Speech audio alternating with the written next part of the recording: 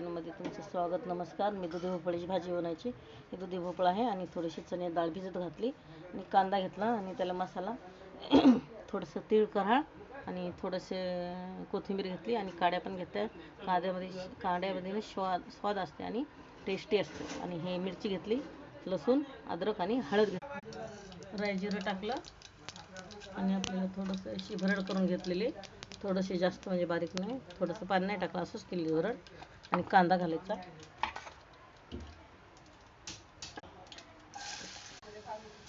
तीळ कराळाची भरड टाकलेली आहे, थोडी जाडसर वाटत.